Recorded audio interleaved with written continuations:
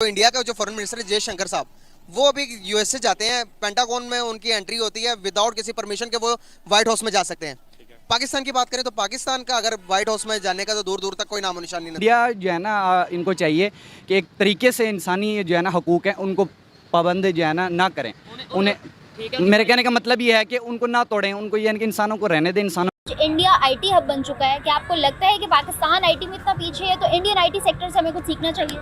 जी बिल्कुल सीखना चाहिए। हमारे पाकिस्तान तो बहुत पीछे है, उसकी वजह भी हमारी हुकूमत ही है, क्योंकि वो हमारे ऐसे यंगस्टर्स वगैरह जो यहाँ पे आईटी का बहुत बड़ा पोर्टफोलियो अपना बनाया हुआ होता है, लेकिन उन्हें यहाँ पे कोई अच्छी जॉब या कोई ऐसा सिस्टम नज़र नहीं आ रहा होता या कोई ऐसा फ्यूचर नज़र नहीं आ रहा होता जिसकी वजह से वो यहाँ पाकिस्तान में होल्ड करें। उन्हें बाहर की नेशनलिटी कंपनियाँ इंडिया में हो गई या किसी भी ममालिक में ले लें, यूएसए में ले लें, ईरान में ले लें, जहाँ मर्ज़ी की ले लें, यूएई ले लें, तो वो उन्हें वहाँ पे अच्छी ऑफ़र्स करें। हालांकि जो वहाँ पे बाहर के ममालिक में लोग हैं वो हमारे ही पाकिस्तानी हैं जो आईटी डिपार्टमेंट के हैं, लेकिन क्या है हमारे पाकिस्तान में स्कोप नहीं है। यहाँ लोग पढ़ लेते हैं, सारी चीज़ें कर लेते हैं, लेकिन यहाँ स्कोप नहीं है जिसकी वजह से उन्हें बाहर जाना पड़ता है। तो इंडिया के आईटी में इतना तरक्की करने की क्या वजह है? उनकी वजह यही है कि उनकी हुकूमत सही है उनके साथ, क्योंकि देखें आपके सामने इंडिया की पॉपुलेशन कितनी बहुत ज़्यादा है, तो उनकी लेकिन यकजुट हो जाते हैं वो जब भी होता है, उन पर कोई मसले मसाइल होते हैं। यहाँ पाकिस्तान में तो आप देख सकते हैं जब अभी सलाह भी आया हुआ है तो कोई हुकूमत अभी कोई सिर्फ नारेबाजी या कि सिर्फ इस्लामी प्रोग्राम ही दे रही है, अभी तक किसी ने कुछ भी नहीं। क्या कहना चाहेंगे इस पे?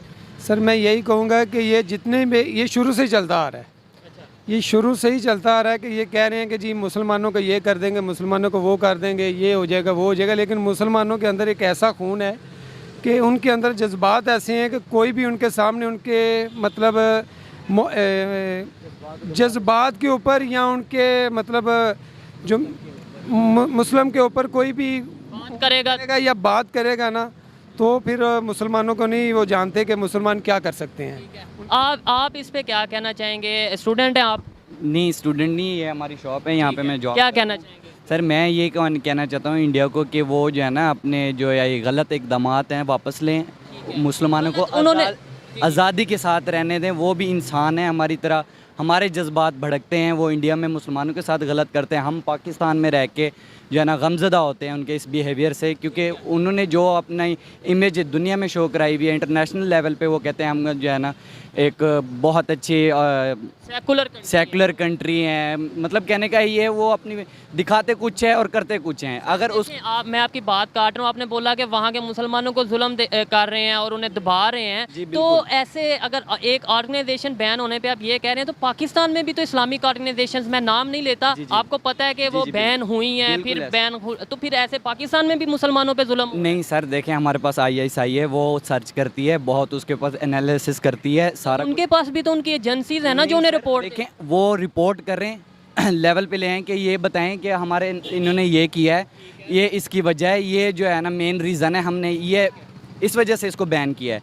वो ये प्रोपेगेंडे करते हैं कि ये फलां कर दिया, दहशतगर्दी करते हैं, गलत इल्ज़ाम। वजह क्या इसकी? वो समझ सर RRS के गुंडे, मेन मसला जो है ना वहाँ का, वो RRS मोदी बैठा हुआ है वहाँ पे, वो चाहता है कि मुसलमानों को दबा के रखें, ये जो है ना यहाँ पे हमारे जो है ना कंट्रोल में रहें, जो हम कहें ये वो करें, अपने आज़ादी से ना जिएं, अपने जो है ना मुसलमानों का जो एक ईमान है उसके ऊपर वो ना रहें।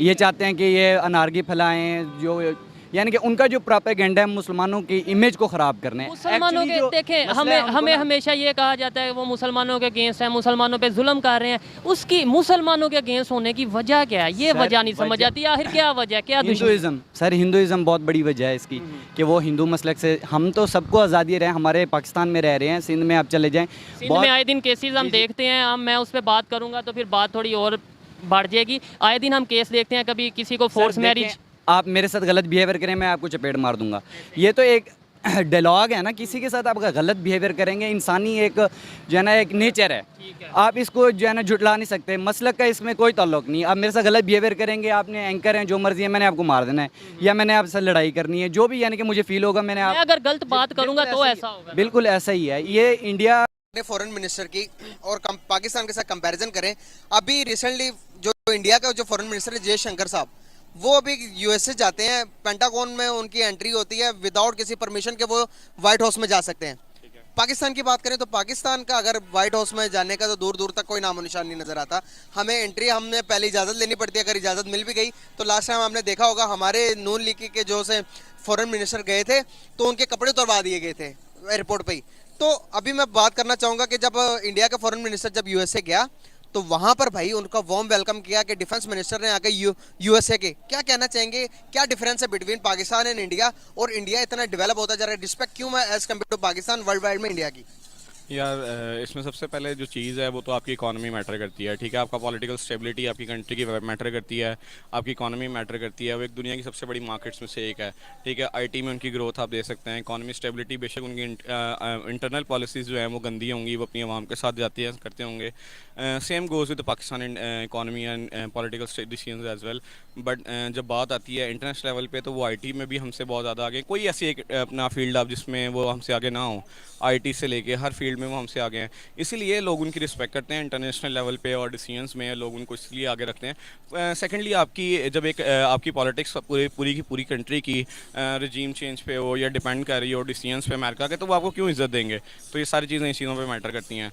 जब आपकी कंट्री की वोटिंग पावर कोई ना हो, आपकी अपनी ग्रोथ पावर कोई ना हो, इंडस्ट्री कोई ना हो, एजुकेशन ना हो, तो फिर कोई इस चीज़ पे मैटर नहीं करती हैं।